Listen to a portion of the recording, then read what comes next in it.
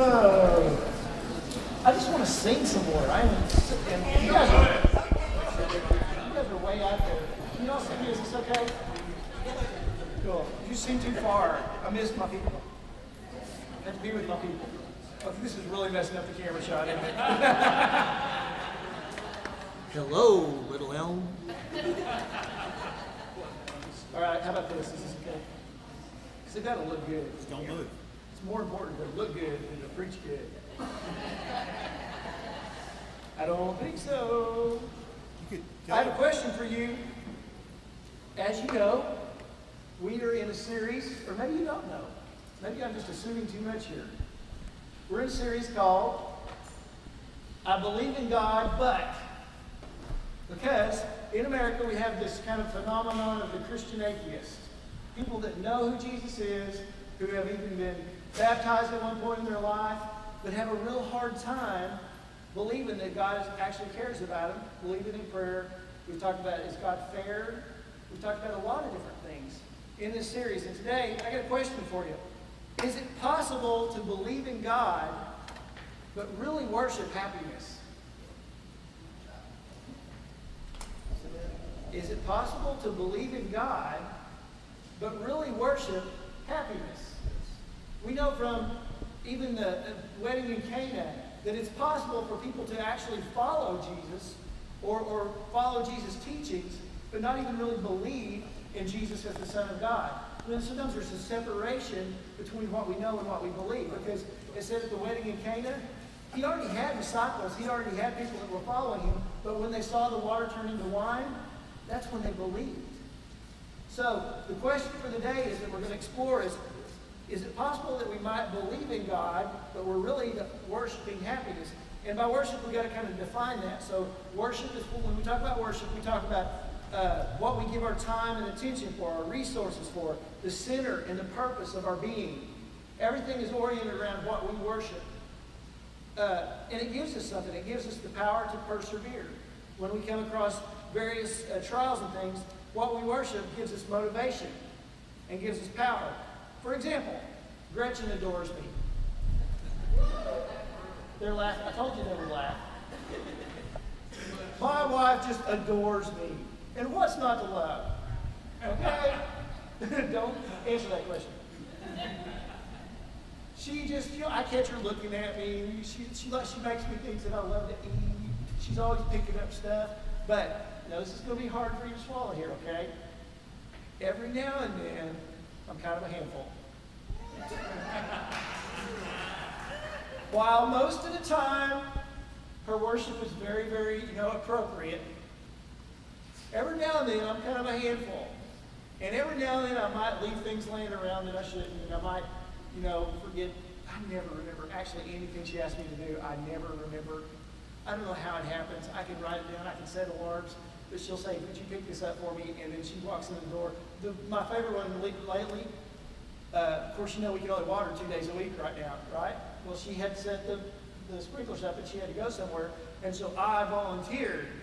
I was going to move that sprinkler at the right time. I was going to be out there. I was going to make sure our yard lived and didn't die and fed the grubs so the armadillo would eat everything.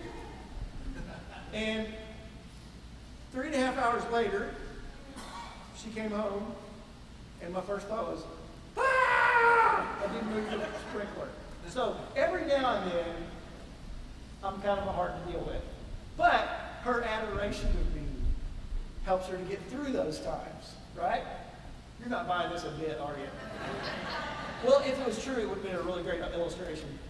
So, the bottom line is what we worship has power in our life, if it's worthy. Is happiness a worthy thing to worship? And what do we mean by happiness?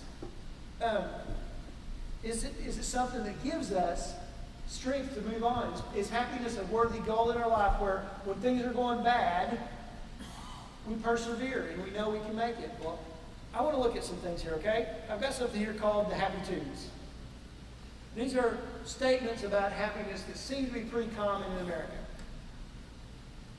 Number one, blessed are those who always have the latest upgrade of their phone, have their home furnished from Neiman Marcus, and live in a gated community in the suburbs of Dallas.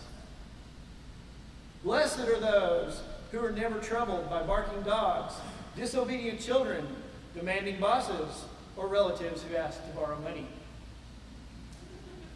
Blessed are those who reserve a part of each week for activities and adventures that will eventually show up on an ESPN highlight show. Blessed are those who wake up every morning to a kiss without morning breath from a perfectly compatible supermodel who falls in love at first sight with them every time they walk through the door and turns every moment into the right moment. Blessed are those who would never need the services of hair restoration, cosmetic dentistry, liposuction, and any other procedures. This is kind of the happy-tudes, the beatitudes of our culture. There seems to be like this formula that if we've got better possessions and peaceful circumstances and thrilling experiences, the perfect relationship and the perfect appearance, that equals happiness. So, what's the problem? These things seem pretty good. Why not pursue them? Well, I believe that happiness is a great byproduct of purpose, but a lousy object of worship. Pursuing happiness is a lousy purpose for life.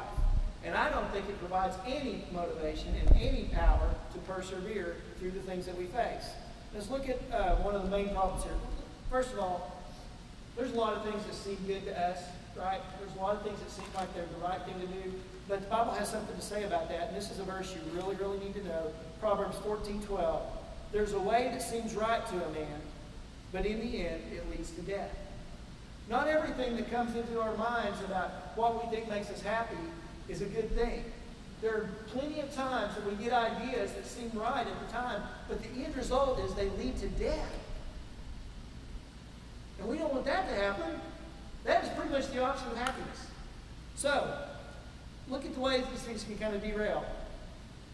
I have a beloved daughter, Shelby Sutton. You may have noticed that. Did I ever mention her before?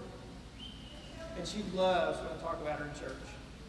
So, we're a little gadget family. Both my daughter and I both are big-time gadget people. My sons are. I think I have one of the only 9-year-olds on the planet that has saved his money for like a year so he can buy his own Samsung Galaxy Tab. I got text from my 9-year-old this morning on his new tablet, and he bought it all by himself because it was something that was valuable to him. I'm really proud of him for doing that. But anyway, I was the first one in the family to get a smartphone. I got the iPhone 3GS, and it was great, but it caused all sorts of angst in my 13-year-old. He said, Dad, I just really have a problem with the fact that you got the coolest toy in the house. Really bothered him. So anyway, I bopped along, and I had my 3GS for a long time, and then my daughter got a job, and she saved her money, and she bought a 3GS.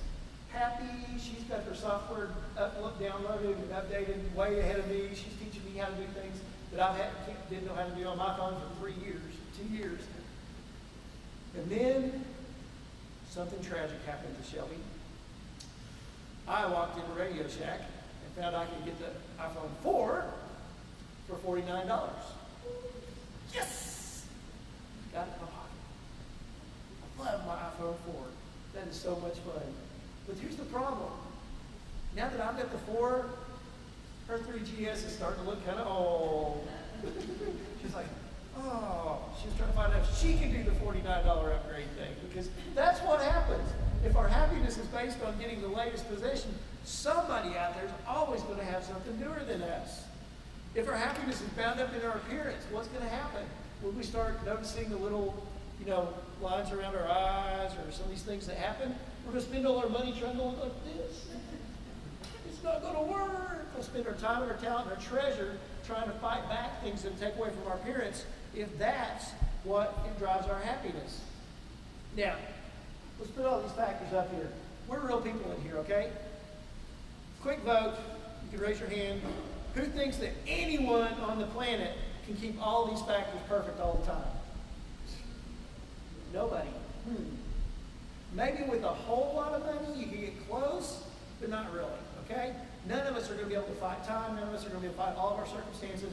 So, in reality, this formula for happiness is really a formula for prison. Because if any one of these things go down, boom, we're locked up. And ain't nobody having fun in prison. Right? So we don't want to be prisoners of this happiness. We don't want to have the happiness be the purpose of our life. What we're worshiping is not a worthy object of worship. It's really a formula for standing in our way of happiness. Now, how do you know if you're worshiping happiness? We're going to dive here into what the Bible says about happiness in just a moment. But how do you know if you're worshiping happiness? Well, I have actually heard people say, well, I'm going to come to church for 6 months and it hadn't helped me. Now, instead of, last week we talked about the verse in Psalms that says, delight yourself in the Lord and He will give you the desires of your heart. If we're not careful, our pursuit of happiness will turn around to something like this. If God will give me whatever I desire, then I'll love Him. Our pursuit of happiness, our worship of happiness, it turns our relationship with God around where He exists to serve us. And if He's not coming through with the happiness, then we tend to leave Him behind. In other words, is faith something that you use to get that?